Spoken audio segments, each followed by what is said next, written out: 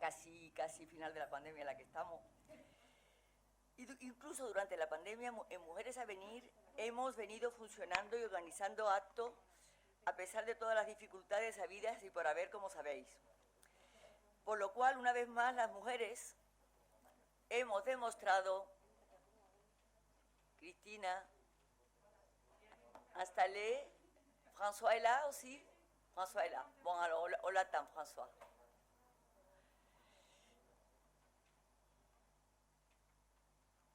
Alors, voilà, hemos demostrado que nuestro coraje y nuestro entusiasmo supera cualquier adversidad. Por ello, gracias a todas las mujeres que estáis aquí y a todas las mujeres que nos están viendo por medio del streaming, que son muchísimas, y en especial a todas las socias y socios de Mujeres a Venir. El tema que hoy nos ocupa guarda relación con las reformas estructurales que Bruselas les está exigiendo a todos los gobiernos europeos. Ya sabéis que es un condicionante para ser beneficiarios de los del denominado Mecanismo Europeo de Recuperación y Resiliencia, que es un instrumento que se pone a disposición de los 27 Estados miembros de la Unión Europea para regular las transferencias directas y préstamos a fin de incrementar las inversiones públicas y acometer reformas que contribuyan a la recuperación de la economía y el empleo en el periodo post-COVID-19. Ya lo sabéis, ha salido en el Boletín Oficial del Estado.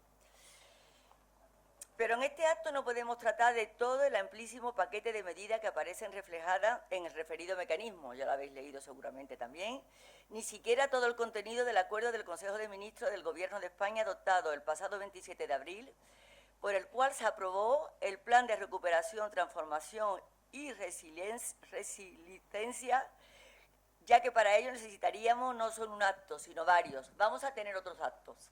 Y el próximo será el 12 de junio, y seguiremos tratando del mismo tema, porque es el tema importante, y las mujeres tenemos que opinar de todos los temas, y de este, que es importantísimo todavía más. Así que en este acto nos vamos a centrar específicamente en las directivas que se han aprobado en el ámbito comunitario sobre igualdad, y sobre todo relativa a la transparencia salarial, a la conciliación, superación o reducción de la brecha salarial, la brecha de género y su entrada en vigor. Por otra parte, también trataremos sobre los principales temas que se están planteando en el ámbito de la contratación laboral. Tenemos aquí a nuestras compañeras de los diferentes sindicatos, como son los de la simplificación de los contratos actuales, ya sabéis que estamos en ello, para reducir la tasa de temporalidad, los cambios en la negociación colectiva, recuperación de la ultraactividad de los convenios, la reforma de la subcontratación, la eliminación de la jubilación forzosa y la desincentividad a la jubilación, que me han puesto la vacuna y estoy un poco tonta. Es verdad, me ha cansado. Y para tratar de todo ello tenemos con nosotros, por una parte, a Béatrice Lestique, secrétaire nationale de la CFDT en France. Enfin, Béatrice, bonjour, merci d'être là avec nous et merci pour apporter la vision française, toujours, à notre association d'amitié hispano-française. Tenemos a nuestra amiga Cristina Antoñanza. Cristina, tú eres la vicesecretaria general de la OAGT y una persona estupenda. Así que yo encantada. Y en cuanto a Elena Blasco, que es la secretaria confederal de Mujeres e Igualdad de Comisiones Obreras, feliz de tenerte aquí conmigo de nuevo. Somos las mejores. Así es. Por último, Miriam Pinto Lomeña. Miriam y yo no nos conocíamos porque en el último acto estuvo otra mujer de la COE, fantástica, que es Olimpia, hoy no ha podido estar con nosotras, así que estás tú, bienvenida al grupo de Mujeres a Venir, encantadísima, y ya te contaremos que vamos a hacer una tournée por España para contar muchísimas cosas de las que se están haciendo. Bueno, pues Miriam Pinto Lomeña es responsable de Asuntos Internacionales en el Departamento de Empleo, Diversidad y Protección Social de la COE. Y asimismo, para poner orden a todo esto y a este debate, tenemos a nuestra querida amiga Laura Pérez, que hará de moderadora, como ya en estos temas laborales muy específicos contamos siempre contigo. Ya sabéis que Laura es experta en Derecho Laboral y de la Seguridad Social y es socia del despacho de la firma Pérez Llorca, que es también una entidad, una socia, o sea, que es una empresa benefactora de Mujeres a Venir. ya ha dicho que es experta en Derecho Laboral y de la Seguridad Social, y yo creo que lo primero que tengo que hacer ya es dejarle la palabra a Laura, porque tenemos bastante tema y queremos ir a hacerlo de manera corta, dinámica, contundente y clara. A ver si somos capaces. Yo me han puesto la vacuna, me lo veo mal, pero vosotras, yo creo que se puede contar con personas no vacunadas que son fantásticas. Laura. Bueno, muchas gracias y muchas gracias a todos y a todas por participar. Como decía María Luisa, no es la primera vez que hacemos un evento de estas características, de hecho contamos con algunas de las ponentes otra vez. La última vez fue en octubre y había múltiples normas que se publicaron en España, trabajo a distancia, ERTES, igualdad también, y lo que quisimos es hacer un evento desde el punto de vista del diálogo social, contando con las protagonistas de las negociaciones de algunas de esas normas que comentábamos. Y ese diálogo social no solo ocurre a nivel español, sino también a nivel europeo. Es más, es una de las características fundamentales del modelo social europeo. De esta forma, con el diálogo social, lo que se permite es que los representantes de trabajadores y representantes de empresa pues, puedan participar activamente y contribuir a la elaboración de la política social. Y esta vez lo que queremos es contar otra vez con esta perspectiva, desde el punto de vista del diálogo social, para hablar de esa normativa que comentaba María Luisa, relativa a las directivas que se han aprobado y que están para aprobarse en materia de igualdad en la Unión Europea, y también contar con su punto de vista con la reforma laboral que está ahora encima de la mesa y qué es lo que se pretende implementar por parte del Gobierno. Empezando por la parte de igualdad, hay una propuesta de igualdad retributiva, también una directiva. Una propuesta de directiva de igualdad retributiva y una directiva en materia de conciliación. Y la primera pregunta se la quería hacer a Elena y a Cristina sobre cómo pensáis que el diálogo social ha impactado en esta propuesta de directiva de igualdad retributiva y qué medidas se pretenden con ello. Bueno, buenas. Cristina. A todas y a todos y a todas y todos los que nos estéis viendo por streaming. En primer lugar, volver a agradecer, como no puede ser de otra forma. ¿Le hemos apagado? ¿Está bien? ¿Ok? ¿Me lo acerco más? Vale. Pues agradecer, como no puede ser de otra forma, la invitación de Mujeres a venir y de María Luisa, y pues estar en una mesa con compañeras que habitualmente nos vemos. Ayer Miriam y yo estábamos en una de las mesas de reforma laboral, que luego algunas cuestiones hablaremos. Y bueno, pues un poco también es la importancia del diálogo social. Obviamente nosotros como sindicatos y también los empresarios, para nosotros es la herramienta fundamental que tenemos de hablar y de dialogar con los gobiernos. Y también hay que ser claros y claras, es la herramienta fundamental que tenemos de influir y de que nuestras propuestas se lleven a cabo, ¿no? Y de influir en las legislaciones que se vayan a poner en marcha en los distintos gobiernos, ya sea a nivel europeo, como vamos a hablar, a nivel nacional, pero también a nivel autonómico, que también es importante, ¿no? Y para nosotros es esa herramienta fundamental, como decía. Lamentablemente, en el ámbito de la directiva de transparencia salarial, de la propuesta, sí que es verdad que el diálogo social no ha sido tan fluido como nos hubiera gustado a nosotras, y como sí que sucedió, por ejemplo, en la próxima directiva que vamos a hablar luego, que es en la de conciliación, donde sí tuvimos oportunidad de establecer mayor diálogo pues con la propia comisión o con el Parlamento. Y la verdad que esta directiva lamentablemente también ha tenido muchísimos retrasos. Uno de los retrasos fundamentales ha sido obviamente la pandemia, pero también fue una apuesta clara de la presidenta de la comisión, en la que dijo que quería que hubiera una directiva de transparencia salarial a nivel europeo.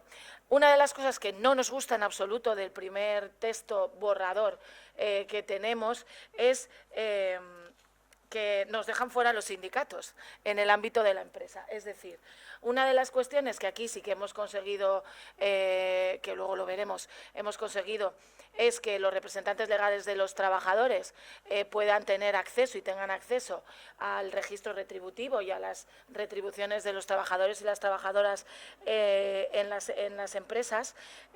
Esta cuestión en la directiva europea habla de grupos de trabajadores, no habla de sindicatos o de los representantes legales de los trabajadores en la empresa, y por lo tanto para nosotras es dejarnos fuera del ámbito en el que consideramos que es fundamental. Por eso es una de las cuestiones que no nos gusta en absoluto que habla esta directiva europea, porque dijéramos que obvia el papel de las organizaciones sindicales dentro de la empresa. Hay bastantes medidas que se han puesto. Para nosotros vamos a seguir trabajando con la Confederación Europea de Sindicatos, que es, dijéramos, nuestra organización a la que pertenecemos ambos sindicatos a nivel europeo, y obviamente pues haciendo ese lobby, que es para lo que estamos, de pues seguir hablando con la Comisión y seguir hablando. Simplemente para que Elena pueda complementar cuestiones, 4 prioridades clave que son para nosotros fundamentales conseguir en esta directiva. Lo que os decía de que los sindicatos podamos participar en la evaluación de los puestos de trabajo y que se pueda negociar en el ámbito empresarial para eliminar o reducir esa brecha salarial. Otra prioridad sería que todas las empresas, independientemente de su tamaño, tengan que realizar estos informes y evaluaciones conjuntas con los sindicatos, que no exista restricciones a esa transparencia salarial, y luego pues otra prioridad que para nosotros es fundamental es luego cómo se va a transponer al resto, a los distintos países miembros. Me quedo aquí para no alargarme y le dejo a Elena.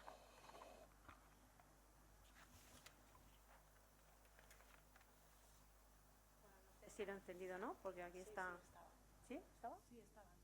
¿Está encendido? ¿Hola? ¿Hola? Vale. Bueno, pues buenas tardes a todas y a todos, los que estáis presencialmente, los que estáis telemáticamente. Muchísimas gracias por... Vale. Ahí es que son muy direccionales. Vale. Muchísimas gracias de nuevo por permitirme estar en un acto como este. Muchísimas gracias, María Luisa, muchísimas gracias, Laura, por presentarme de nuevo también. Y muchísimas gracias a todas y a todos los que habéis decidido, ¿no?, pasar el ratito de esta tarde aquí con nosotras. Voy a intentar también ser concisa, clara, precisa, que aunque no tenga la vacuna, eso sí es verdad, bueno, pues al menos tú tienes excusa, veremos a ver lo que hacemos nosotras. Pero bueno. Simplemente para completar un poco lo que decía Cristina, creo que hay que tener claro que bueno, la Directiva de Igualdad Retributiva a nivel europeo no surge de la nada, es decir, ya existía una normativa en materia de igualdad retributiva en el ámbito europeo y que de alguna manera pues ya iba marcando el ritmo o el camino que tendríamos que seguir todos los Estados miembros. Pero bueno, pues todas las que estamos aquí presentes sabemos muy bien que uno de los grandes problemas, una de las grandes desigualdades estructurales que seguimos padeciendo es el tema de la brecha salarial, que es un tema que, bueno, pues que aquí en España, nosotras desde Comisiones Obreras, en el último informe incluso lo habíamos establecido hasta en un 27%, y que a nivel europeo pues está desde un 14 a un 24%, y dependiendo un poco del Estado miembro del que estemos hablando. Esto quiere decir que la normativa que había hasta este momento pues no era todo lo eficiente. Bueno, pues que la realidad nos demuestra, ¿no? Y más cuando la propia Confederación Europea de Sindicatos pues ya hablaba de que efectivamente para poder acabar con esta brecha estamos hablando de que podríamos llegar casi al siglo siguiente, ¿no? Y en muchísimos Estados miembros incluso no íbamos a ser capaces de que desapareciera, ¿no?, por completo. Dicho esto, a lo que voy es que evidentemente nos encontramos además con una necesidad que venía de antes y ahora nos encontramos en este momento, ¿no?, en este momento de crisis sanitaria y de crisis económica y social. Y claro, vemos que esta necesidad comienza a ser ya con urgencia, porque además esta pandemia, si ha dejado algo claro, es que encima todos aquellos sectores, tareas, ocupaciones y profesiones que son feminizadas, que están peor pagadas, de repente se han convertido en esenciales, que ya lo eran, pero que de repente ahora todo el mundo se ha dado cuenta de que efectivamente son esenciales. Por lo tanto, insisto, el acabar con esa desigualdad retributiva es algo ya no solamente de necesidad, ¿no?, de justicia social, sino además un tema ya de urgencia.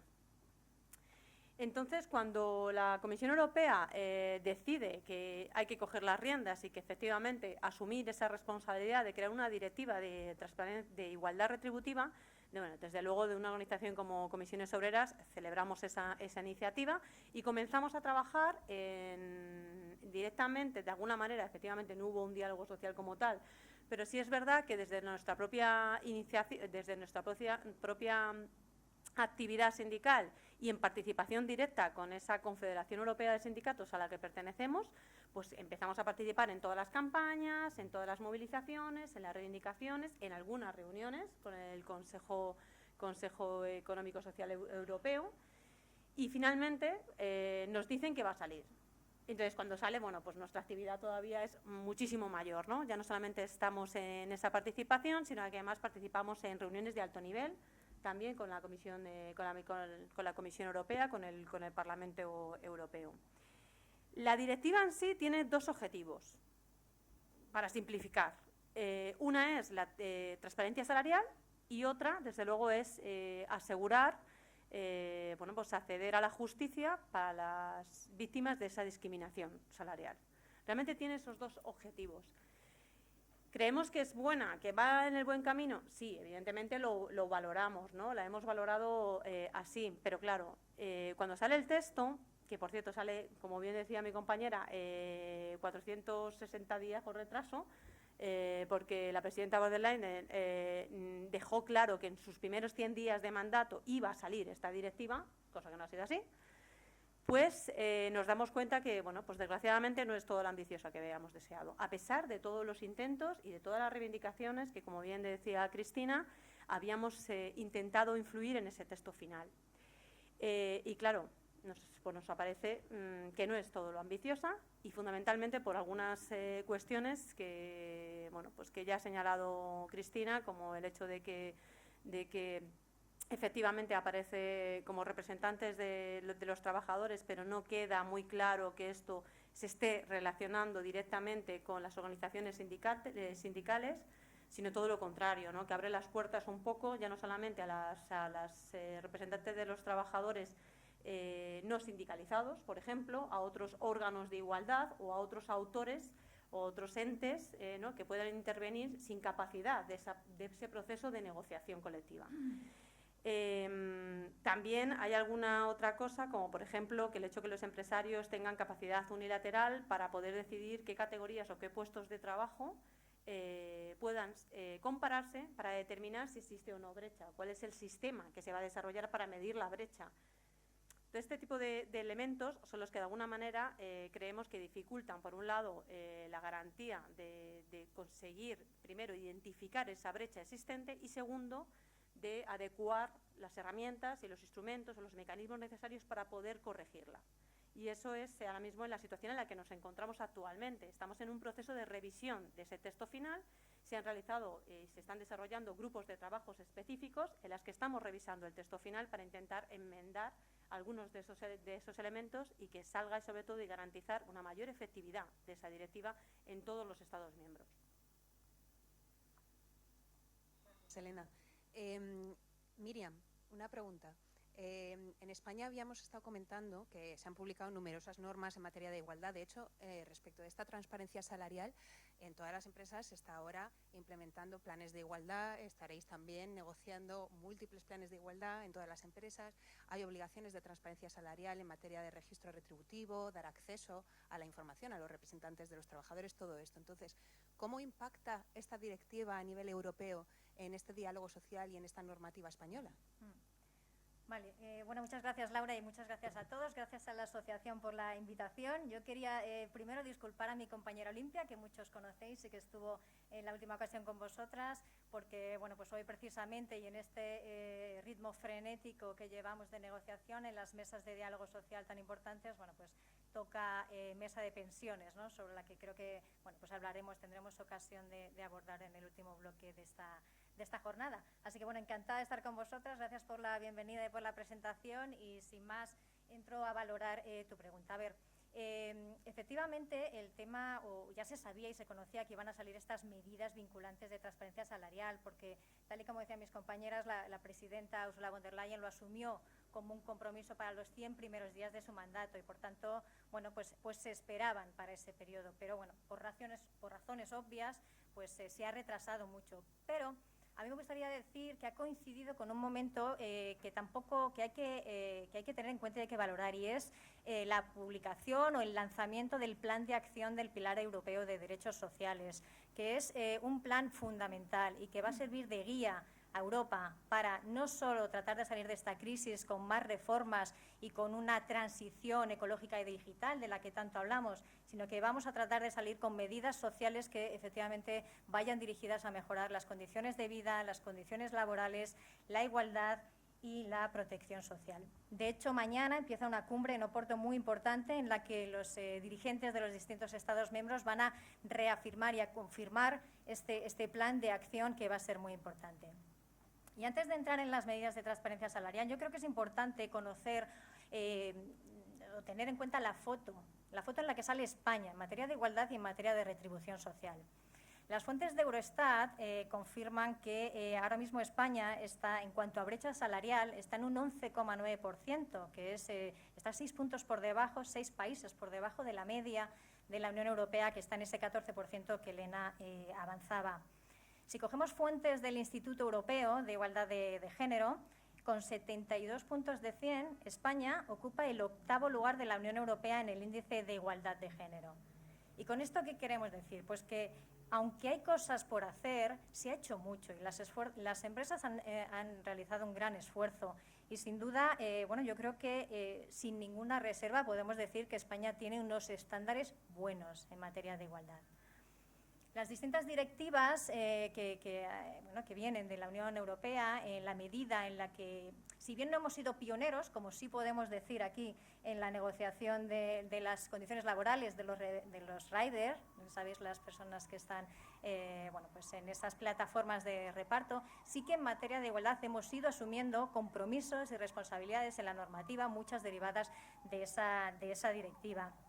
Y en concreto, en relación a esta última propuesta de directiva, sí ha habido consultas públicas con los interlocutores sociales en las que, bueno, pues a lo largo de 2019 y en marzo y mayo de 2020, pues hemos podido contribuir desde las organizaciones empresariales, desde los gobiernos y de las organizaciones sindicales, valorando la iniciativa en general. Nosotros participamos en la Patronal Europea de Empresarios, en Business Europe, y de la misma manera, bueno, pues tenemos nuestro espacio de diálogo social para participar y para influir en todas las iniciativas legislativas que salgan. Lo más destacado de esta directiva, y que de momento la verdad es que ahora mismo está en manos del Consejo y del Parlamento, y veremos con qué contenido llega a su versión final y cómo, después de esos 2 años, que es la media que se da para la transposición, con qué contenido llegamos, pero de cara a ese diálogo social que podría producirse después, pues atendiendo a la literalidad que se apruebe, veremos cómo influye. Una de las medidas que para nosotros, bueno, pues es más destacada o más llamativa, es esa publicación de la brecha salarial para las empresas de más de 250 trabajadores. Es verdad que de momento, o por lo menos derivadas del Real Decreto o de los reglamentos, no lo tenemos dispuesto de esta manera, pero sí es verdad que hay una ley, la Ley 11/2018, que es la de divulgación de información no financiera y diversidad, que ya obliga a estas empresas de más de 250 trabajadores a reportar en muchos ámbitos, en ámbitos de medio ambiente, en ámbitos de empleo, de derechos humanos, datos. Y en concreto, en el ámbito de empleo, bueno, pues estas empresas, a partir de, creo que es de diciembre de este año, porque daban 2 años para reducir ese umbral hasta empresas de 250, deben proporcionar esta información sobre las remuneraciones y sobre la brecha salarial. En todo caso, insisto, habrá que esperar a ver cómo sale esa literatura última de la propuesta de directiva, y desde luego desde las organizaciones empresariales nuestro compromiso con la igualdad es firme. Nos creemos la igualdad, reconocemos la existencia de brecha salarial y, desde luego, somos partidarios de seguir participando en el diálogo social, como hemos hecho hasta ahora en las mesas de los reglamentos, ¿no? Muchas gracias.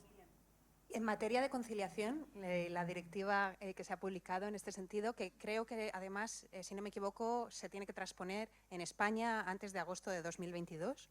¿Nos podríais contar también, Elena, Cristina, cuáles son las principales medidas que conlleva esta directiva y el diálogo social, si impacta de la misma manera? Porque antes, Cristina, decías que había participado más el diálogo social en esta directiva que en la otra. ¿Nos puedes comentar un poco tu opinión a este respecto? Sí. Esta directiva, como decías, se aprobó finalmente en el año 2019. Tenemos, lo has dicho, lo iba a decir yo también luego, pero tú lo has dicho, Laura, todavía no ha sucedido esa transposición a nuestro país, y en el año 2021 los presupuestos generales del Estado tampoco está, entonces tendremos que esperar al año 2022. Pero lo que yo decía en mi primera intervención es que sí que realmente hubo diálogo social, y tardamos 5 años, o sea, estuvimos negociando, hablando, hasta que salió esta directiva de conciliación. Una directiva de conciliación que para nosotras es muy importante, y sobre todo la importancia de esa transposición. Y sí que es verdad que, como Miriam decía, España somos pioneras en algunas medidas, tanto de conciliación. No me gusta utilizar la palabra conciliación, aunque la traduzcamos del inglés. Me gusta más la palabra corresponsabilidad, porque conciliación tiene el rostro de mujer. Siempre que hablamos de conciliación parece que hablamos de que mujeres tenemos que conciliar, y por eso me gusta la palabra corresponsabilidad, aunque entiendo que la directiva se llama así. Pues sí que es verdad, como decía, que esa directiva, que se llamó en su inicio como un nuevo comienzo de abordar retos en torno a todo el ámbito de la corresponsabilidad, de la conciliación, y, como digo, fueron 5 años de diálogo, de negociaciones, para conseguir que en el 2019 se produjera. ¿Qué derechos, por ejemplo, implica, ¿no?, esa directiva? Pues es un permiso de paternidad de 10 días laborables, retribuido a nivel de subsidio por enfermedad. Asimismo, establece un permiso de personas cuidadoras como el derecho a 5 días para que puedan cuidar a familiares cercanos que estén gravemente enfermos o sean dependientes.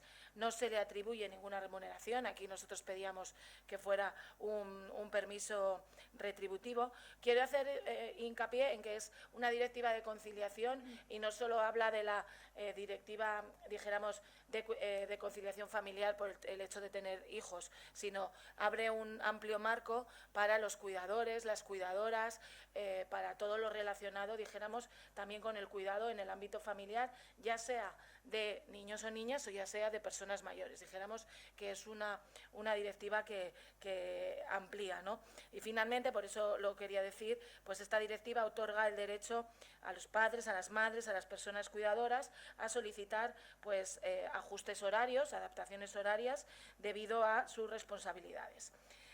Sí que es verdad que también pues amplía derechos que existían ya a nivel europeo, como era el permiso parental de 4 meses. Y, sobre todo, una de las cuestiones que a nosotros nos parece siempre muy importante, que es que los permisos sean intransferibles. Es decir, que ambos progenitores tengan que obligatoriamente disfrutar su permiso, porque si no, lo que nos encontrábamos es que ese permiso, y ahora sí voy a utilizar el sexo, los hombres normalmente lo transferían a que las mujeres pudiéramos tener más permiso para el cuidado de nuestros hijos, ¿no?, o de nuestras hijas. Por lo tanto, es una directiva que, como siempre que salen directivas, nos pareció positiva, que siempre se nos quedan cuestiones que nos hubiera gustado que se produjeran, pues, por ejemplo, que hubiera un permiso parental retribuido a nivel europeo, cuestión que no conseguimos que saliera, porque aquí hay que tener en cuenta una cosa muy importante, es la disparidad de los países europeos, de los países del este con los países del Mediterráneo, con los países nórdicos, y por lo tanto que las directivas nosotras siempre las consideramos como un mínimo común denominador, y por eso, y luego cuando hablemos de lo que ocurre en España, siempre pedimos más cuando hablamos en el diálogo social en España, porque creo que es nuestra labor, pero que también estamos en un país que nos podemos permitir, que a lo mejor en otros países no pueden permitirse ir más allá de la propia directiva europea. Por eso insisto que son cuestiones que en muchas ocasiones incluso España va por delante legislando de esta directiva, pero que es muy importante para que a nivel europeo, pues poco a poco se vaya consiguiendo esa equiparación en los cuidados, que sabemos que incluso en nuestro país, pues como decía yo también, pues tiene rostro y cara de mujer, pero también aún lo tiene más en otros países de la Unión Europea.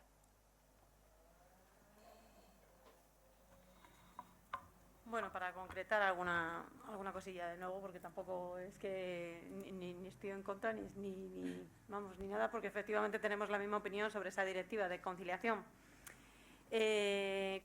Con respecto a lo que es la participación, pues bueno, como bien decía, efectivamente ha habido, no sé si llamarlo diálogo social como tal, pero sí al menos sí mayor participación en esta directiva, hasta tal punto en el que no solamente se han producido reuniones también a través de esta Confederación Europea de Sindicatos, sino que incluso las organizaciones sindicales hemos llegado a mandar manifestaciones y testimonios reales de mujeres, ¿no?, para intentar, de hecho, influir en este texto final. Y las pretensiones, al menos desde esta parte, ¿no?, desde nuestro país, eran fundamentalmente vinculadas, evidentemente, pues sí, a mejorar los permisos, las excedencias de paternidad o maternidad, pero sobre todo para mejorar los derechos laborales y asegurar estos derechos, especialmente a las madres que se incorporaban después de estas bajas por maternidad, que es donde existía una verdadera diferencias entre unos países miembros y otros. En cuanto a la directiva, bueno, ya lo ha resumido Cristina. Efectivamente, la directiva recoge desde permisos parentales, permisos de paternidad, permisos de cuidadores, cierta flexibilidad horaria, algunas ausencias justificadas por el trabajo por el tema de fuerza mayor, por cuidado de mayores o menores dependientes, incluso protección, ¿no?, ante el despido o incluso pues el peso de la carga de la prueba, ante si se produce ese despido, pues que no vaya directamente al trabajador o a la trabajadora.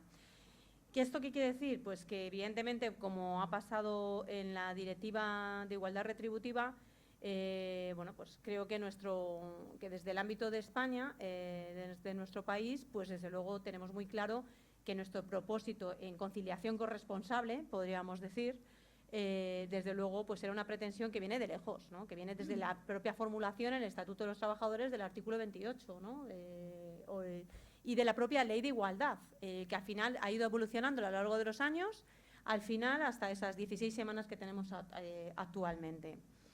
Y como pasa con la igualdad retributiva, con esa directiva de igualdad retributiva, aquí creo que también lo hemos superado con creces esa directiva europea. Es decir, no estamos en contra de ella, ni muchísimo menos, pero es verdad que se nos queda corta. Y entonces, bueno, pues aquí es verdad que no tenemos un permiso parental, pero fijaros, tenemos excedencias, tenemos permisos, tenemos reducciones de jornada, que con mejor o menor atino, porque efectivamente al final, con toda la buena intención que se ha desarrollado esto a través de la negociación colectiva, del diálogo social, al final ha recaído en las mujeres y por tanto tenemos ese hándicap, ¿no?, de que de nuevo somos nosotras las que nos vamos al hogar para cuidar, para sanar, para educar, para alimentar, para todo este tipo de cosas, ¿no? Y evidentemente de alguna manera estamos contribuyendo a ese sesgo que no queremos, porque al final es una penalización laboral para nuestro desarrollo profesional, pero ahí lo tenemos. Y evidentemente también se nos aseguran pues las cotizaciones, también se nos asegura la antigüedad, la reserva de puesto de trabajo, etcétera, etcétera. ¿A qué voy con esto? Pues que evidentemente esta directiva está bien, de nuevo, buen camino, pero poco ambiciosa. Y aquí en el caso de España no nos sirve. Todavía nos quedan muchísimas cosas por delante en este país, muchísimas, en tema de conciliación corresponsable. Y el pasado 23 de marzo fue el Día Nacional para la conciliación de la vida laboral, personal y familiar. Y hemos tenido que desarrollar toda una campaña. Desde mi organización sacamos un decálogo de todo tipo de actuaciones que se tienen que realizar en materia de conciliación en este país, con medidas que van a nivel cultural, a nivel educativo, a nivel social, a nivel político, que necesitamos avanzar en conciliación corresponsable. Esto no puede ser considerado una cuestión solamente, única y exclusivamente de mujeres. Esto es un tema de responsabilidades compartidas, de mujeres, de hombres, de la sociedad, de las empresas, de los trabajadores, de las trabajadoras, pero también del Estado. Hay que invertir en servicios públicos de cuidado y atención. Hay que empezar a pensar, porque esta pandemia también lo ha dejado claro, que es que somos seres claramente interdependientes y que si no somos capaces de responder a esa necesidad, vamos a ser incapaces no solamente de salir de esta crisis, de no desarrollarnos como seres humanos. Muchas gracias a los dos. La verdad que a mí esto es una de las cosas que más importante me parecía comentar, el poder trasladar dónde estamos a nivel de igualdad en comparación con Europa, cómo estamos con los derechos que se han aprobado, las normas que se han aprobado, etcétera.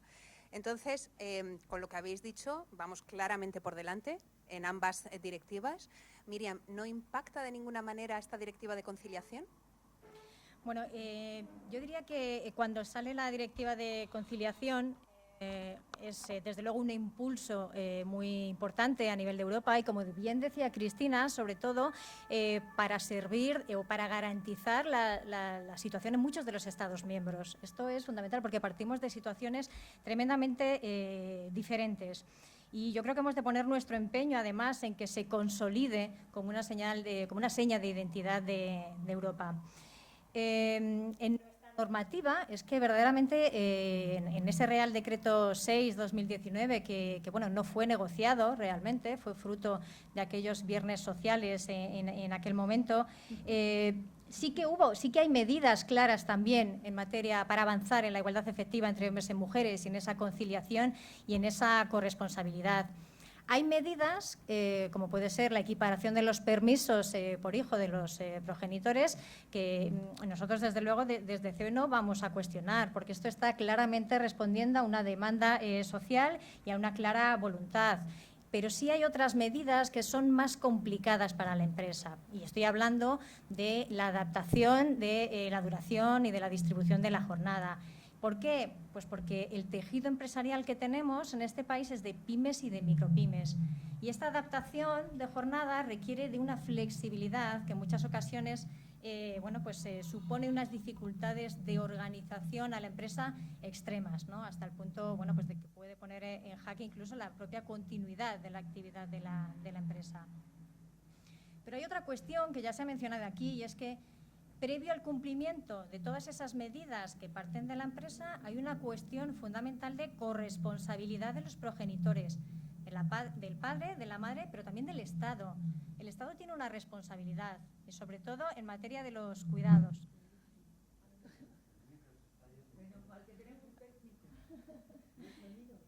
¿Sigo?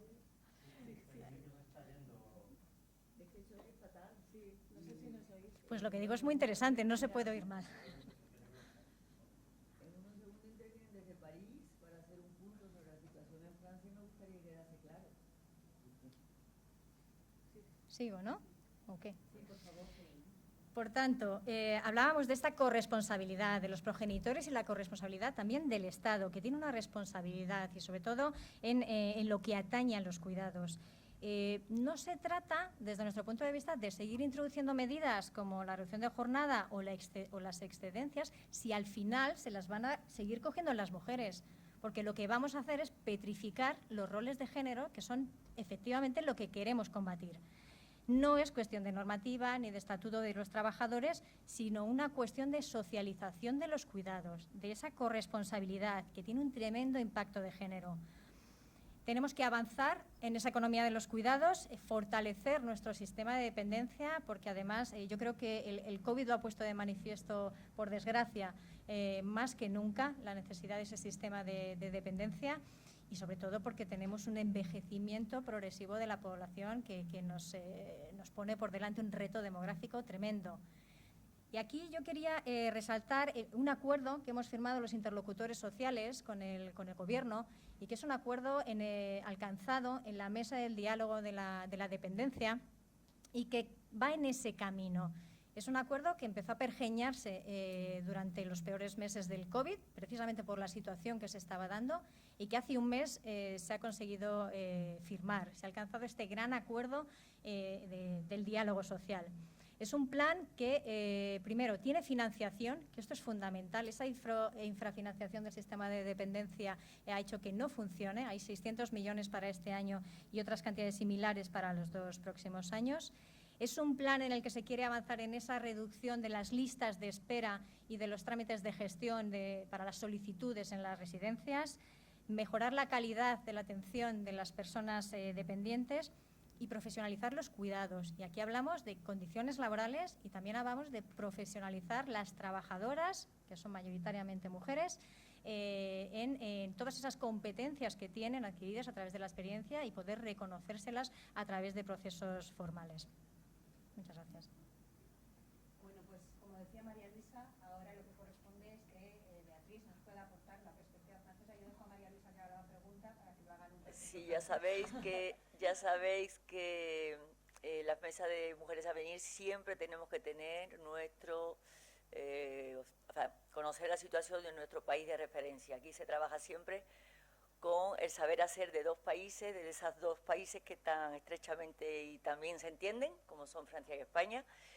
Y ahora vamos a preguntarle efectivamente a Beatriz Lestic exactamente las mismas preguntas que os hemos formulado a vosotras, relativas tanto a la conciliación como a la brecha salarial. Alors, Béatrice, c'est un peu long, mais vous avez compris que nous avons posé 2 questions importantes relatives aux directives européennes en matière d'égalité salariale et en matière de conciliation. Donc, chaque syndicat et aussi les représentants des chefs d'entreprise ont donné leur opinion. Et je crois que c'est maintenant à vous, en tant que secrétaire général CFDT, d'un syndicat si important en France, de nous dire quel est l'impact de la directive européenne en matière d'égalité salariale, de rémunération et de conciliation, étant donné qu'en plus les droits français avaient déjà une loi en matière d'écarts salariaux. Donc je vous cède la parole, Béatrice, et encore merci beaucoup. Merci à vous pour cette invitation. J'espère que vous m'entendez bien. Très, très bien. Alors évidemment, la proposition de directive européenne sur la transparence et sur l'égalité salariale, elle va dans le bon sens, même si elle est encore imparfaite. Nous aussi, on partage ce qu'ont dit les camarades espagnols sur la nécessité d'y inclure du dialogue social et la place des organisations syndicales et des représentants des travailleurs, mais elle va dans le bon sens. Elle est à ce titre soutenue par les organisations syndicales françaises et évidemment par la CFDT. En France, le principe de salaire égal pour un travail de valeur égale est inscrit dans la loi depuis plus de 40 ans. Et il n'est toujours pas appliqué, puisque nous avons des écarts de salaire en moyenne supérieurs à 16%. Alors, depuis 3 ans, un index de l'égalité professionnelle a été mis en place dans les entreprises de plus de 50 salariés pour lutter contre ce qu'on appelle en France les écarts inexpliqués de salaire, qui sont estimés aux alentours de 9% entre les femmes et les hommes. Chaque année, donc, les entreprises doivent rendre compte des écarts de rémunération entre les hommes et les femmes, par tranche d'âge et par catégorie socio-professionnelle, doivent rendre compte des écarts d'augmentation salariale donnés dans l'année, des écarts de promotion, de l'évolution de la rémunération des femmes quand elles rentrent de leur congé maternité, puisque la loi dit que les femmes en congé maternité ne doivent pas perdre de rémunération, elles doivent bénéficier des mêmes augmentations que leurs collègues, et enfin du nombre de femmes présentes dans les 10 plus hautes rémunérations de l'entreprise. Chaque indicateur est noté, la note globale doit être publiée chaque 1er mars. Et au bout de 3 ans, si la note est inférieure à 75 sur 100, l'entreprise est sanctionnée et paye des pénalités. Alors cet index qui reste très largement perfectible, les organisations syndicales essaient de l'améliorer. On a encore des discussions en ce moment pour essayer d'améliorer cet index. Mais il nous donne déjà un certain nombre d'éléments qui répondent pour partie au projet de directive européenne sur la question de la transparence. Et pour mesurer les écarts le fait de mesurer les écarts au sein d'une même entreprise, ça ne suffit pas, parce que la principale source de discrimination salariale se situe dans ce que nous appelons la ségrégation professionnelle, c'est-à-dire une forte proportion de femmes qui se concentrent dans des métiers tels que la santé, les services à la personne, l'éducation, les métiers de l'accueil, les métiers qu'on appelle des métiers support en France, et qui sont des métiers très féminisés. Et ces métiers sont structurellement moins bien rémunérés que les métiers dits masculins, où on trouve une très forte proportion d'hommes. En effet, les compétences déployées ne sont pas valorisées. Pour partie, on considère que c'est inné. Par exemple, c'est inné pour les femmes de savoir s'occuper des enfants, c'est inné pour les femmes de savoir s'occuper des malades, c'est inné de savoir s'occuper des personnes âgées. Donc, on n'a pas besoin de rémunérer ces compétences. Les pénibilités ne sont pas reconnues comme elles le sont dans certains métiers très masculins. Et les possibilités d'évolution dans la carrière sont beaucoup moins importantes. Et aujourd'hui, nous n'avons pas d'outils qui nous permettent de comparer les conventions collectives sectorielles et les grilles de classification et qui nous permettraient justement de régler un peu ce problème structurel des inégalités entre les rémunérations des femmes et des hommes. Et il nous semble que la directive européenne ouvre cette possibilité. Elle l'ouvre et elle ouvre aussi la possibilité de conduire des class actions, ce qu'on appelle des class actions. Donc nous y sommes très attentifs. Et puis cette directive a un avantage par rapport à la situation française, c'est qu'elle inclut secteur privé et secteur public. Or en France, le secteur public n'est pas soumis aux règles que je viens de vous énumérer. Le secteur public vit une vie tout à fait différente. Donc ça nous intéresse aussi.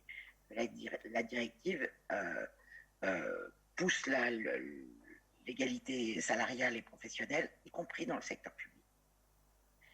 Enfin, moi, je voulais mentionner aussi, sans lien direct avec la directive, la question du plafond de verre, ce qu'on appelle le plafond de verre. En ce moment, se discute au Parlement français une proposition de loi que nous soutenons pour obliger les entreprises à avoir des femmes dans les postes à responsabilité. C'est une politique de quota, et c'est une politique de quota que nous assumons. C'est une politique de quota qui a déjà été mise en œuvre en France pour la présence des femmes dans les conseils d'administration. En 2010. Voilà, absolument. Et les conseils d'administration aujourd'hui sont composés au minimum de 40% de femmes. C'est une belle réussite. Comme quoi la politique de quota, ça permet d'avancer un peu plus vite que quand on laisse les choses se faire naturellement. Puisque aujourd'hui, dans les comités de direction et dans les comités exécutifs, la part des femmes, elle n'est que de 18% et elle n'évolue pas. Ça fait 20 ans qu'elle est à peu près à ce niveau-là et elle n'évolue pas. Donc là, nous, on est extrêmement favorable à être beaucoup plus incisif sur ces sujets et à ce qu'il y ait une politique de quota, y compris dans les postes. Le projet de loi est donc en discussion en ce moment, aujourd'hui, au Parlement. Pas sur la directive sur la conciliation des temps, c'était aussi une directive extrêmement importante et la France n'y a pas joué un rôle extrêmement brillant puisqu'elle s'y est assez fortement opposée. Elle s'est notamment fortement opposée aux questions de rémunération des congés. Pour autant, cette directive, elle a déjà produit un effet positif sur la législation française, puisque le congé paternité, qui était de 11 jours en France, est passé à 28 jours. Ce sera effectif au 1er juillet. Et alors, évidemment, c'est moins bien que l'Espagne, puisque l'Espagne est très en avance sur le congé paternité. Nous, à la CFDT, on revendique 2 mois de congé paternité, mais en tout état de cause, les choses avancent. Concernant le congé parental, le dispositif français, par contre, n'est toujours pas conforme à la directive européenne sur la conciliation. Il n'est pas fractionnable. Il est très mal rémunéré, à hauteur de 400 € par mois, ce qui explique qu'il est très peu utilisé et utilisé quasiment exclusivement par les femmes, par des femmes qui exercent des métiers à temps partiel ou des métiers sous-payés. La CFDT, elle revendique évidemment un congé parental mieux rémunéré, et qui soit pris à part égale par la mère et le père. Nous aussi, nous portons l'idée de la coparentalité et de la co-responsabilité des deux parents sur l'éducation des enfants. Et on voudrait que ce congé soit fractionnable jusqu'aux 12 ans de l'enfant. Alors pour l'instant, les discussions sont embryonnaires sur la question du congé parental, mais elles démarrent. Et donc, puisque de toute façon, la France a 3 ans pour se mettre en conformité avec cette directive, donc nous allons commencer des discussions sur le congé parental. Et puis enfin, évidemment, les congés pour les proches aidants, puisque c'est une problématique, ça a déjà été dit tout à l'heure, qui va aller en s'accentuant. Là aussi, on sait que de manière très majoritaire, ce sont les femmes qui s'occupent de leurs proches aidés, de leurs parents âgés, des enfants handicapés. Voilà. Et donc là aussi, il faut qu'on avance sur cette question de la prise en charge de la perte d'autonomie et comment est-ce qu'on permet que ce ne soit pas seulement les femmes qui s'occupent des proches en situation de dépendance, mais que ce soit aussi partagé avec les hommes. Voilà. Merci Beatriz, très clair. Nuestra compañera de la Junta Directiva, María Beatriz Alario, que es francesa y española,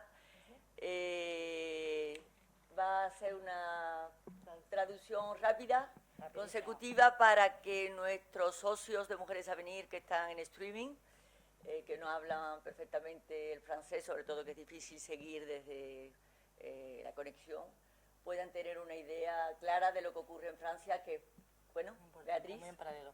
Buenas tardes.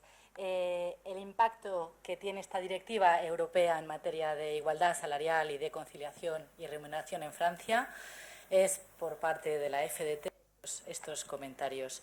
Por un lado, la propuesta de esta directiva europea y de igualdad retributiva es evidentemente apoyada por los sindicatos franceses y la CFDT, Confederación Francesa Democrática del Trabajo.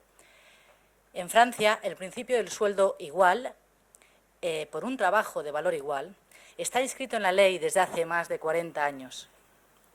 Desde hace 3 años... ¿Me oís bien? Sí, perdón. Sí, efectivamente. Desde hace 3 años, un índice de igualdad profesional ha sido implementado en las empresas de más de 50 empleados para luchar contra la desigualdad inexplicada entre los sueldos de hombres y mujeres, estimada actualmente en un 9%. Las empresas deben dar cuentas cada año de las diferencias de remuneración en varios ámbitos, como son la generacional, la categoría profesional, los aumentos de sueldo, el acceso a la promoción entre hombres y mujeres, la remuneración después de la baja de maternidad, para que se respete, y el número de mujeres que hay entre las 10 más altas remuneraciones de la empresa. Cada indicador se puntúa y la nota global debe ser publicada el 1 de marzo de cada año. Al cabo de 3 años, si esta nota es inferior a un 75 sobre 100, se sanciona a la empresa y debe pagar penalidades. Este índice es bastante mejorable y nos da ya una serie de elementos que contestan en parte al proyecto de Directiva Europea sobre cuestión de la transparencia. Pero medir las diferencias dentro de una misma empresa no es suficiente. La principal fuente de discriminación salarial se sitúa en lo que llamamos la segregación profesional.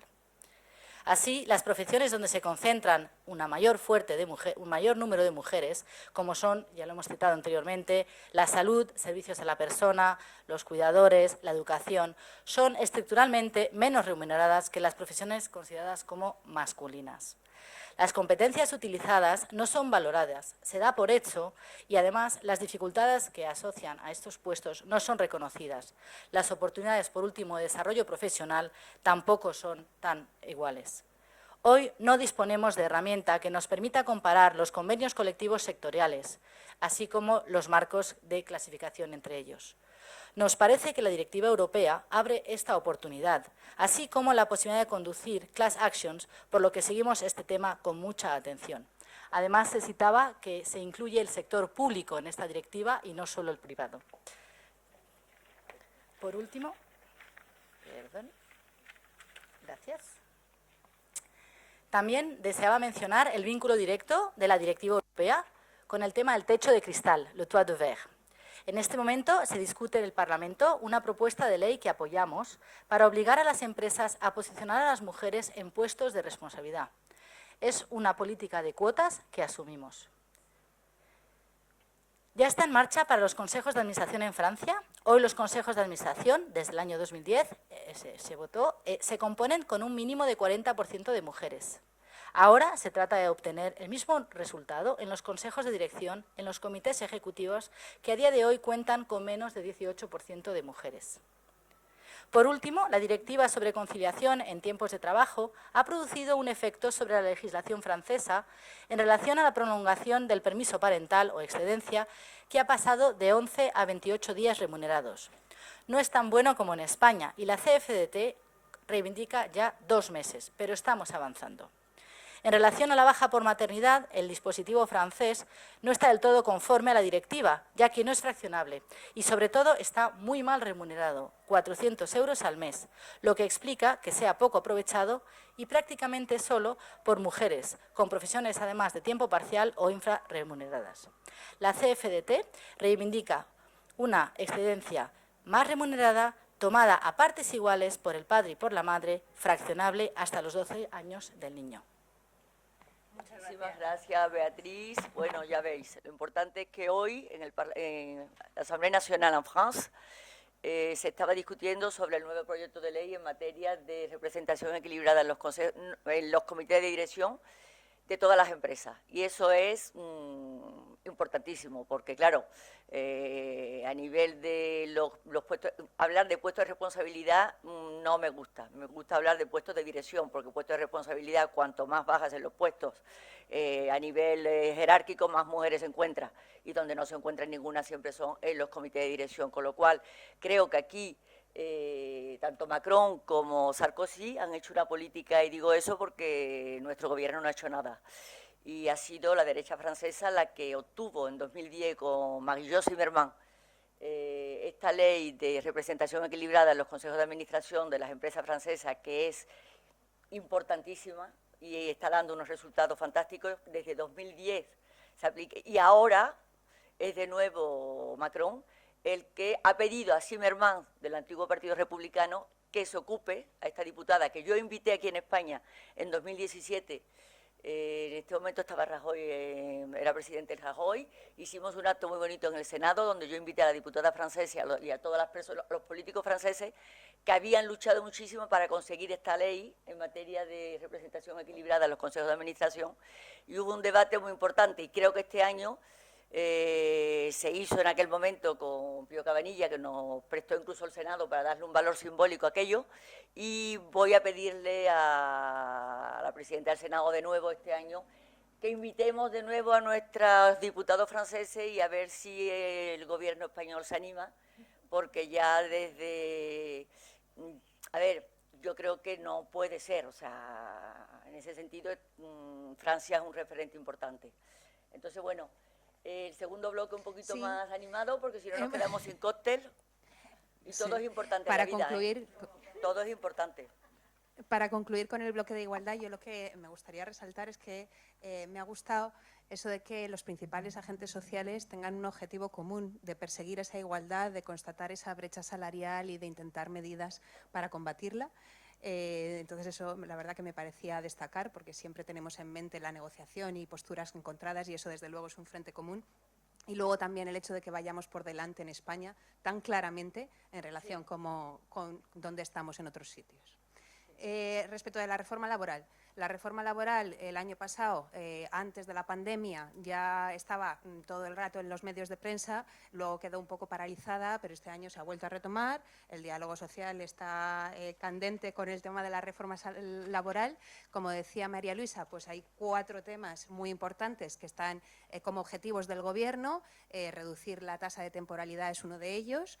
También en cuanto a la negociación colectiva, cambios muy relevantes, como por ejemplo suprimir la primacía de los convenios empresariales respecto de los convenios sectoriales, para que los convenios sectoriales tengan más importancia, y también volver al escenario de ultraactividad de los convenios, para que una vez que finalice la vigencia de los convenios colectivos mantengan esa vigencia hasta que no se negocie uno nuevo y entonces se queden como suelo de la negociación. y luego, como decía María Luisa, pues eliminar la jubilación forzosa. Entonces, la primera pregunta que quería haceros es un poco a todas para que nos dierais vuestra opinión sobre cuáles son los objetivos principales perseguidos, tanto por los sindicatos como por la COE con esta reforma laboral. Le decía a Elena que Miriam va a decir que se quede como está. Bueno, Miriam y yo estuvimos ayer en la mesa de reforma, nos pidieron sigilo, entonces esperemos, ¿no? Que sí, es verdad, porque es muy complicado negociar cuando está todo, todos los días en los medios de comunicación, porque lo que sale en los medios de comunicación en muchas ocasiones no es lo que estamos hablando en la mesa, no tiene nada que ver. Entonces es muy difícil negociar cuando se van lanzando globos sonda por todas las partes, digo todas, no he hecho la culpa a unas y a otras, y es muy complicado. Partimos de la base de que por parte de las organizaciones sindicales, en este caso hablo de UGT, pero hacemos todos los documentos en común con comisiones obreras, que nuestro objetivo es derogar la reforma laboral, no solo unos aspectos de la reforma laboral. Y no solo la reforma laboral del año 2012, sino aquí sí algunos aspectos de la reforma laboral del Partido Socialista del año 2010. Por ejemplo, lo relativo al despido y algunas cuestiones. Somos conscientes de que habíamos iniciado las conversaciones el año pasado y habíamos avanzado en algunas cosas, que no había acuerdos, pero habíamos avanzado. Y sí que es verdad que estos 4 temas, o 3-4 temas que Laura y María Luisa han dicho, son los que realmente están encima de la mesa, que es la ultraactividad, que obviamente la postura de los sindicatos es que se recupere la ultraactividad total de los convenios, es decir, que un convenio colectivo no siga en vigor hasta que se negocie el próximo convenio colectivo, dijéramos, todos los ámbitos que recoja ese convenio, la prevalencia del convenio sectorial respecto al convenio de empresa. Nosotras decimos que vuelva esa prevalencia total y absoluta, como existía antes de la reforma del año 2012. Y luego está otra de las cuestiones muy importantes y muy complicadas, y que aquí sí que es verdad que desde distintos puntos de vista, pero ambas partes consideramos que hay que reformar, que es todo lo de la subcontratación de las empresas, porque se está produciendo y se ha producido dumping empresarial y competencia desleal entre las propias empresas. Quizá las posturas de modificación no son las mismas, pero somos conscientes de que tal y como está el artículo 42 en nuestro país del Estatuto, hay que modificarlo. Y luego, otra de las cuestiones que está encima de la mesa y es la que menos se ha avanzado, porque fue ayer mismo cuando se puso, fue todo lo relativo a la contratación. Para esto, y esto ya para todos los que nos estéis y las que nos estéis escuchando, en la página web de Moncloa, es que nos lo dijeron ayer así a nosotras, o sea, fueron nuestros mayores por la mañana y se lo dieron en papel, nuestros mayores, digo, de las 3-4 faltas de PYME, de las 4 organizaciones que estamos en el diálogo social. Y no, pero de verdad, en la página web de la Moncloa, si ponéis en el buscador que todas conocéis, España se puede o España puede, tenéis los componentes que ha enviado el Gobierno español a la Comisión, a la Comisión Europea, del plan importantísimo, del plan de resiliencia, de todo recuperación, todo este nombre tan largo que le hemos puesto, Next Generation. Así lo explicamos más rápido. Y que veáis el componente 23, que es el componente del ámbito laboral, que son 90 páginas. El total son 2.000, hay de todo el tip, todo lo que queráis, pero son 90 páginas donde el Gobierno sí que dice cuáles son las reformas, no qué reformas, porque queremos dejar claro que en este caso la Comisión no está diciendo cómo hay que reformar, sino que hay que reformar. Y una de las fundamentales es todo lo relativo a la temporalidad que existe en nuestro país. ¿Qué es lo que nosotros decimos en este ámbito? Sin entrar mucho más, porque decimos que es que ayer mismo nos pusieron, o sea, salió este tema en la mesa a las 8 de la tarde. Y nosotros lo que decimos es que lo importante es recuperar la causalidad de la contratación. Es decir, los sindicatos no estamos en contra de los contratos temporales, ni los contratos de obra o servicio. Pero lo que sí que estamos en contra, obviamente, el fraude que se está produciendo en nuestro país con la contratación temporal o con la contratación de obra y servicio.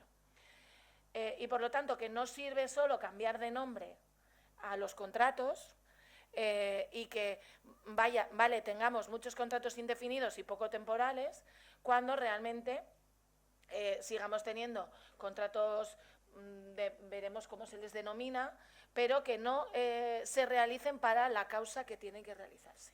Que eso es lo fundamental, que se explique, se diga y se defina cuál es la causa concreta por la que se realiza un tipo de contrato. Si ya son 2, 3, 5, habrá que ponerse de acuerdo, porque obviamente nosotros tenemos un país donde existe multitud de contratos, hay multitud de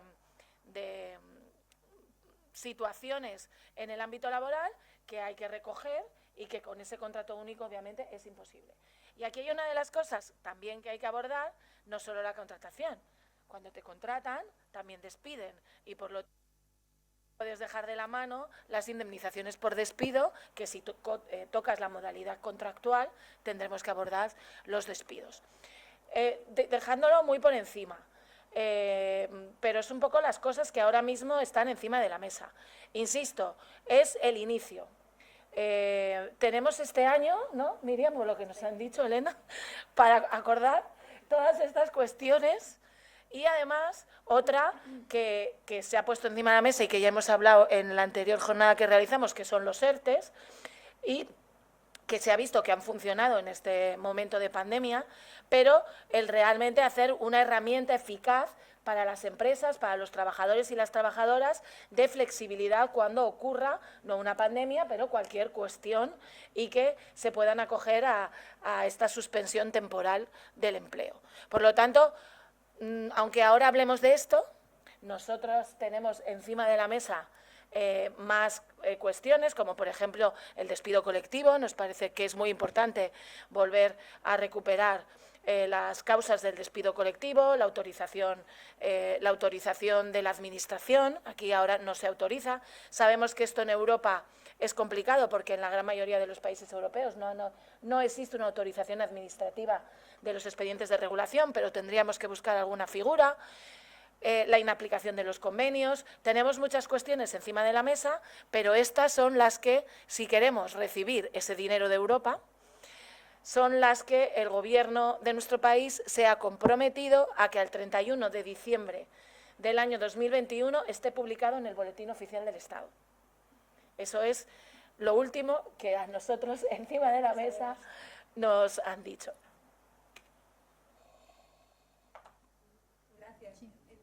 ¿Querrías aportar tu visión? Gracias. Sí. Bueno, yo creo que has hecho una presentación magnífica de los elementos clave que están ahora mismo sobre la mesa.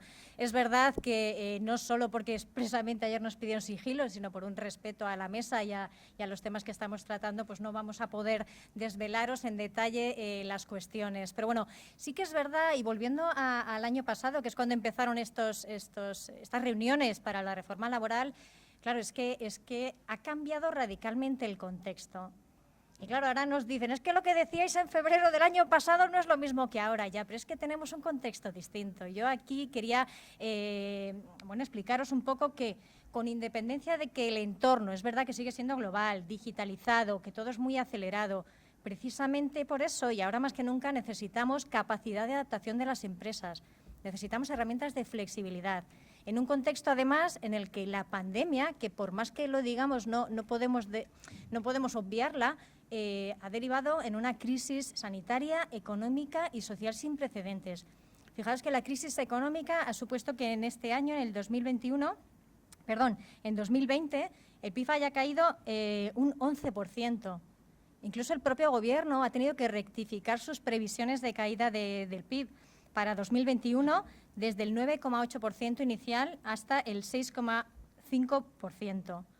Y luego condicionados por un contexto europeo que antes no teníamos. Y es que todas las medidas y todas las acciones que vayamos a ejecutar están condicionadas a unas partidas económicas. Y, por tanto, ese plan ya no es el que nosotros decidamos con los ejes, es el que el Gobierno se compromete a hacer con unos objetivos y con un cronograma. Y los interlocutores sociales en esa mesa nos tenemos que adherir, digamos, a esos compromisos. Otra cosa es cómo lleguemos a ellos, pero ha cambiado significativamente el contexto.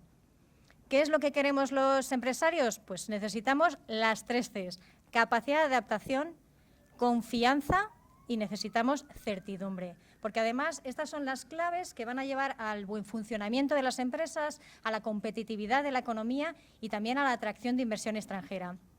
Hay cuestiones que además son indudables, y es que nuestro mercado laboral tiene unos déficits y eso no lo podemos negar. Tenemos unas tasas de desempleo muy altas, por encima de la media europea. Tenemos una dualidad del mercado de trabajo que tampoco podemos negar. Tenemos un sistema de educación que no cabalga a la misma velocidad o que no está ajustado perfectamente con las necesidades del mercado laboral. En fin, tenemos unas cuestiones que hemos de tratar de, en la medida de lo posible, solucionar o minimizar en la medida los resultados. En el caso de la dualidad, de la dualidad del mercado de trabajo, nosotros tenemos claro que en materia de contratos hay tantos contratos, pero sobre todo tantas bonificaciones, que hay que racionalizar las bonificaciones y ver realmente cuáles funcionan, en qué colectivos, en qué condiciones y limitarlas a esas. Necesitamos un marco jurídico que prime las medidas de flexibilidad interna a la diversidad externa, y lo decía Cristina, las medidas como los ERTEs han demostrado durante esta pandemia que son eficaces, que logran ser malla de contención y permitir que sigan funcionando las empresas y permitir que se contenga el desempleo. Con lo cual, busquemos soluciones permanentes que nos permitan ir a estas medidas de flexibilidad y no a los despidos. Y en materia de negociación colectiva y del sistema de protección social creo que vamos a entrar más adelante, así que me quedo aquí. Pero cuéntanos, ¿sí?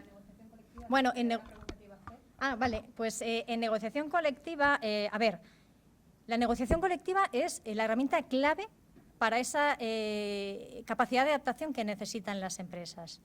Lo que a nosotros nos da miedo y nos preocupa es que estas reformas realmente erosionen o conviertan en residual las unidades de negociación de las empresas, que son realmente las más próximas al tejido productivo y la que conocen la realidad de la empresa y la realidad de los trabajadores y las trabajadoras. Si lo que se quiere o el objetivo, que es compartido, es erradicar situaciones de precariedad o que han llevado a la devaluación salarial, podemos abordar desde la subcontratación el problema y tratar de remitir al convenio sectorial para aplicarlo a la actividad subcontratada. De esa manera evitaríamos eliminar esa prioridad de los convenios de empresa. Y sí que quería unir este tema de la negociación colectiva con la igualdad, que lo hemos dicho al principio, porque creo que tenemos la responsabilidad, los interlocutores sociales, de modernizar la negociación colectiva desde la perspectiva de género. De hecho, el reglamento de los planes de igualdad hace un llamamiento a los convenios colectivos para poder valorar los puestos de trabajo. Y yo creo que aquí tenemos un compromiso y una responsabilidad y hemos de seguir trabajando de forma conjunta. Gracias. Gracias, Miriam. Elena, Cristina, ¿tenéis algo que aportar en cuanto a la negociación colectiva? Porque ahí los objetivos sí que están encontrados. Bueno, es en cuanto a la primacía, ¿no? La ultraactividad y la primacía del convenio sectorial. Claro, es que vamos a ver. Sí, muy cortas. Vamos a ver, yo lo que tengo claro es que, a ver, nosotros evidentemente en todo el proceso de negociación no consideramos que se tenga que abordar todo en un primer momento, sino que se pueden abordar de diferentes fases. Pero está claro que tenemos unas prioridades y la prioridad está fundamentalmente en algo clave y primario de la propia negociación colectiva, que es volver a recuperar el equilibrio entre las partes en esa mesa de negociación, que es lo que se ha perdido. Que la reforma laboral del 2012 concretamente fue la que rompió todo ese equilibrio y que con esto, desde luego, lo que nos va a dificultar mucho es el propósito primero y último de la propia negociación colectiva, que es impedir pues que decaigan o la devaluación salarial y, por supuesto, garantizar derechos colectivos para el conjunto de las trabajadoras y de los trabajadores. Y a partir de aquí, evidentemente, prioridades, sí, lo de la ultraactividad, la prevalencia aplicativa del convenio de empresa, el dotar de convenio de referencia a las personas trabajadoras que estén en la subcontratación, limitar incluso la inaplicación de los convenios colectivos. Pero es que para todo eso, para abordarlo con calidad de ese proceso de negociación colectiva, tiene que tener un equilibrio fundamental en esa propia mesa, y eso es lo que se ha perdido. Por eso de ahí la insistencia de derogar esa reforma laboral. Yo solo añadí muy rápido. Nosotras no estamos en contra de los convenios de empresa, de hecho firmamos muchos convenios de empresa. Lo que estamos en contra es de que los convenios de empresa devalúen las condiciones laborales de los convenios sectoriales. Es decir, nuestro país es un país de pymes y micropymes. El 97-98% de las empresas de nuestro país tienen menos de 10 trabajadores y trabajadoras. Y es muy complicado si nos ponemos a negociar. Y yo puedo entender, y entendemos también mucho la parte empresarial, ¿no? Porque que se firmen convenios de empresa, según qué tipo de convenios de empresa, las propias empresas no quieren tampoco, porque devalúan y porque, como he dicho en mi intervención, pero quiero dejar claro esto. Uno, no estamos en contra de los convenios de empresa, queremos que exista unas condiciones mínimas en los convenios sectoriales de ámbito estatal para que se reequilibre y se equilibre, y es un poco lo que Elena decía, y podamos negociar en equilibrio. Y sí quiero incidir, y así uno, y muy rápido, es muy importante unir la negociación colectiva a todo lo relativo a igualdad, planes de igualdad y transparencia salarial, los dos reglamentos que negociamos hasta la extenuación en el diálogo social, que no fue posible por un artículo acordarlos, pero que esto no se sabe porque se explicita menos, pero que seguimos trabajando las cuatro organizaciones, las dos organizaciones empresariales y las dos organizaciones sindicales. Hemos llegado a un acuerdo de un registro retributivo que lo presentamos hace un par de semanas en el Ministerio todos, y estamos ahora empezando a abordar esta cuestión importantísima que decía Miriam de la evaluación de los puestos de trabajo en los convenios colectivos, la valoración de los puestos de trabajo, y que seguimos trabajando conjuntamente y que llegamos a acuerdos, que negociamos y llegamos a acuerdos, aunque no fue posible por este artículo en el reglamento. Muchísimas gracias a las cuatro. Ya veis que, bueno, hay temas. Lo importante es que Mujeres a Venir nos demos cita sistemáticamente, cada 6 semanas abordemos, hablamos, porque todas trabajamos, no tenemos tiempo y como no hay corresponsabilidad, además hacemos el resto. Entonces, nos queda la parte francesa. Notre amie Béatrice nous attend. Voilà, c'est vous qui allez nous dire un peu maintenant quelles sont les différences que vous voyez entre la France et l'Espagne concernant donc, ces questions que nous appelons la réforme laborale, c'est-à-dire les modifications du droit du travail en matière contractuelle. Je crois que nous n'avons pas le même problème en France, mais c'est toujours mieux d'avoir votre avis, toujours. Merci Béatrice.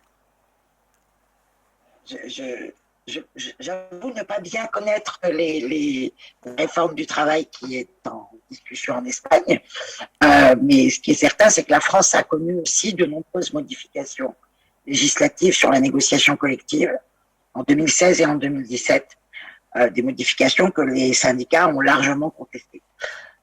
Concernant les conventions collectives sectorielles, en France, elles ont une durée d'application de 5 ans. Et sauf s'il y a une mention explicite, elles sont à durée indéterminée. Sinon, au bout de 5 ans, elles arrêtent de produire leurs effets. Et c'est la loi en France, c'est-à-dire le Code du travail, qui du coup s'applique s'il n'y a pas de nouvelles négociations qui s'ouvrent.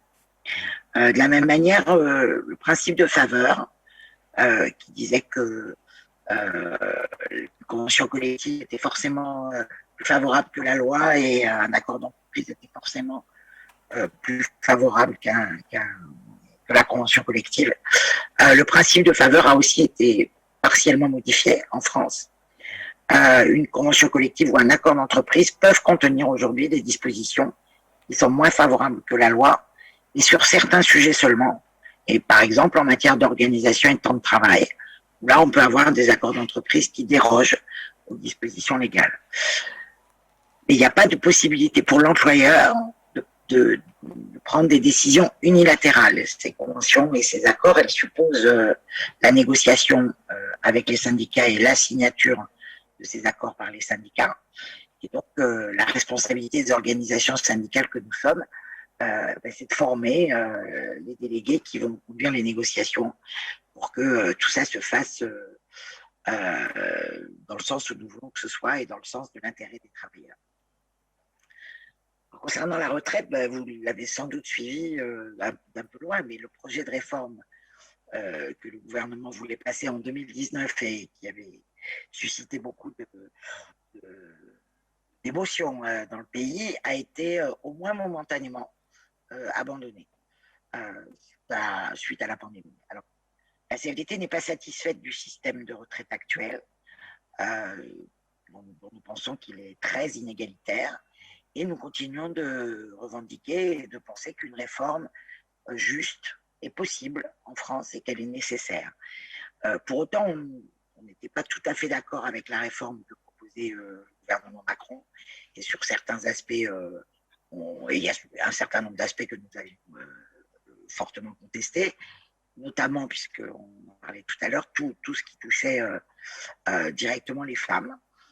Aujourd'hui, les femmes bénéficient de droits indirects qui sont liés à la maternité, et ces droits-là n'étaient pas repris dans la réforme des retraites.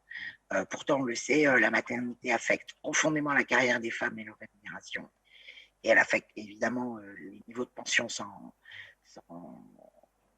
ressentent, puisque l'écart entre les niveaux moyens de pension des hommes et des femmes est de 40% en France. Donc ces droits indirects, même s'ils sont insuffisants, ils compensent tout de même un peu ces inégalités professionnelles. Il n'était pas question pour nous que la réforme qui était proposée ne les reprenne pas. Alors les élections présidentielles et législatives, et notre prochain président et notre Parlement auront lieu en 2022, en mai et juin 2022. Et si le président Macron est réélu, évidemment, il y a fort à parier qu'une réforme des retraites sera de nouveau mise en débat en France. Et donc, nous verrons bien comment tout ça se passera enfin. Les organisations syndicales contestent très fermement la réforme de l'assurance chômage qui est entrée en application le 1er avril 2021 de cette année, qui avait été retardée pour cause de Covid, mais qui a quand même fini par entrer en vigueur cette année. Pourquoi est-ce qu'on conteste? Parce que cette réforme pénalise les salariés les plus précaires, ceux qui enchaînent les contrats de travail courts, et ceux qui enchaînent les contrats de travail courts sont en premier lieu des femmes et des jeunes. Et la réforme a pour conséquence de réduire parfois drastiquement le montant de l'allocation chômage et la durée de l'indemnisation. Et nous pensons, toutes organisations syndicales confondues, françaises, que cette réforme est particulièrement inacceptable en période de Covid, où les menaces sur l'emploi restent extrêmement lourdes.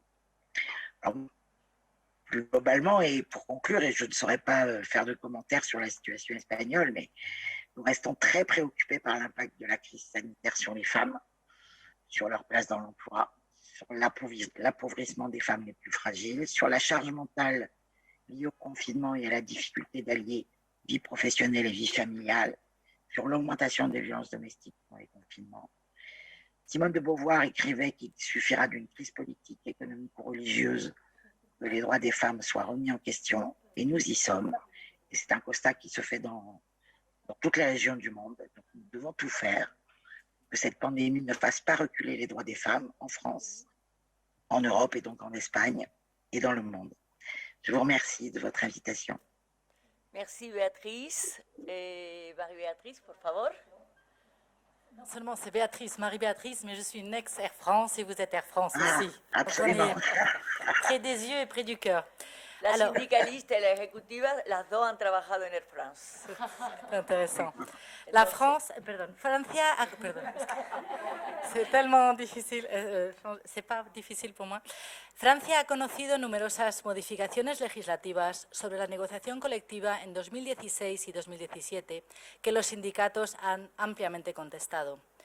En relación a los convenios colectivos sectoriales, tienen una duración de aplicación de 5 años y siempre no se hayan denunciado, a partir de ese momento ya no hay más reglamentación de la empresa y pasa a ser la ley la que lleva la dominación, o vamos a decir, que lleva el acuerdo. se ha autorizado lo que se llama el principe de faveur. Está así también parcialmente modificado. Este principio de favor o de preponderancia permite que en el caso de que la empresa, tanto con el acuerdo del sindicato y de la patronal de los empresarios, se pongan de acuerdo, se permitan una serie de modificaciones por encima de lo que está acordado por la ley, por el derecho del trabajo, el derecho del trabajador, del trabajo. En este caso, serían ámbitos de organización del tiempo del trabajo o temas vinculados a la organización que se podrían gestionar de manera, vamos a decir, más local, empresarial. Es, por lo tanto, muy importante que los sindicatos, como la CFDT, sigan teniendo tiempo y formen a sus delegados para poder apoyar estas negociaciones. En relación a lo que está vinculado a la jubilación, esta reforma que el Gobierno quiso hacer pasar en 2019 ha sido, por lo menos de manera temporal, ha sido abandonada. La CFDT no está satisfecha del sistema actual, ya que es muy desigual, y piensa que una reforma justa es posible y necesaria. Estaba contestando ciertos aspectos de esta reforma propuesta por el Gobierno, en particular los que tocaban principalmente las mujeres. Las mujeres se beneficiaban, por ejemplo, de derechos indirectos vinculados a la maternidad, a la baja por maternidad, y no estaban ahora retomados en esta reforma. Sabemos, de todos modos, que en las bajas de maternidad se afectan profundamente la carrera y la evolución profesional de las mujeres, así como su remuneración, y que los niveles de pensiones están bastante tocados. Actualmente, la diferencia entre hombres y mujeres es de un 40% en el ámbito de las pensiones. Estos derechos indirectos compensarían estas inigualdades, por lo tanto, en esta reforma no deberían suprimirse. Las elecciones presidenciales y del Parlamento previstas en 2022, probablemente, si el próximo presidente viene a ser el que tenemos actualmente, hay que apostar por probablemente sea una reforma que se ponga de nuevo sobre la mesa. Por último, los sindicatos contestan la reforma vinculada al subsidio por desempleo, que ha sido puesta en aplicación el 1 de abril de 2021. Esta reforma penaliza a los trabajadores, los más precarios, los que encadenan contratos de trabajo cortos, en primer lugar suelen ser las mujeres y los jóvenes, reduciendo a veces de manera drástica el monto de prestación por desempleo y el monto de indemnización. De manera más general, y para concluir, diremos que la CFDT está muy preocupada por el impacto de la crisis sanitaria en las mujeres, su lugar en el mercado laboral, su empobrecimiento de las más frágiles, la carga mental vinculada al confinamiento y la dificultad de conciliar vida profesional y vida familiar, el aumento de la violencia doméstica durante los confinamientos. Simone de Beauvoir disait: il suffira d'une crise politique, économique ou religieuse pour que les droits des femmes soient remis en question. Será simplemente necesario una crisis política, económica o religiosa para que los derechos de las mujeres sean puestos en cuestión. Aquí estamos y tenemos que hacer todo lo que podamos durante esta pandemia para que no se haga recular los derechos de las mujeres en Francia, en Europa y en el mundo. Muchas gracias, Beatriz. Bueno, pues las elecciones presidenciales de la República es el año que viene. El sistema de pensiones no le tocará nadie. Y Macron se ha echado atrás rápidamente, porque de todas formas, seguramente que no gane, pero si además se atreve a tratar del tema de las pensiones y del tema de la reforma laboral, así que se han calmado todos, lo han dejado. Estamos en una situación un poquito contraria. El sistema de pensiones en Francia afecta en lo que respecta a las mujeres, ¿verdad?, que penaliza, pero es muy favorable y nadie quiere mucho tocarle al tema, pero hay que tocarle, pero no es el momento. Ya el año pasado el gobierno francés se adelantó y no es que hubo una movilización de los sindicatos, es que se echaron a la calle, ya habéis visto, aquello era imposible, ya sabéis que en Francia otra cosa no saben, pero hacer huelgas generales sí. Son los especialistas y la verdad es que lo hacemos bastante bien. Entonces, bueno, muy interesante. Una vez más, yo creo que esto no podemos, tenemos que decirnos, Mujeres de Avenir, que estos encuentros son encuentros de la amistad, encuentros donde intercambiamos, donde escuchamos a nuestras compañeras. Yo estoy encantada con tener en el marco de la negociación colectiva a mujeres por todos sitios, Y de verdad que para nosotras, para tener siempre sobre todos los temas vuestra interpretación, lo que nosotros pensamos sobre cualquier tema. A mí que no me influyan, los hombres no me van a influir de todas formas, pero las mujeres seguro que sí. Y que nos veamos, y que hablemos, y que discutamos. Es importantísimo, aunque sea cortito. Entonces ahora ya nos ha llegado la hora de pasar a tomar una copa juntos. Ya sabéis que por la pandemia no nos permite quedarnos aquí hasta las 9 de la noche. Tenemos que ir saliendo de la terraza donde tenemos nuestras mesas y nuestro pequeño cóctel para hablarnos un poquito entre nosotras, vernos. Y las que están vacunadas, pues yo abrazaré a quien me dé la gana. Y tenemos que terminar, pero que ya sabéis, el 2 de junio estamos aquí, seguimos con el mismo tema, con otra mesa. Habrá bastantes ponentes del mundo de la transición ecológica, del clima, de la eólica, para tratar de los otros aspectos de la misma reforma. Y poco a poco intentar, bueno, el que nosotras en Avenir podamos intercambiar, opinar, influir en el mejor sentido para que la sociedad avance de la manera más que interese más a todos, ¿no? Que proteja más a todos y que haga algo de bien. Así que la copita ya la tenemos, está en la terraza y muchísimas gracias a todas. Gracias. Merci Beatriz. Merci Beatriz.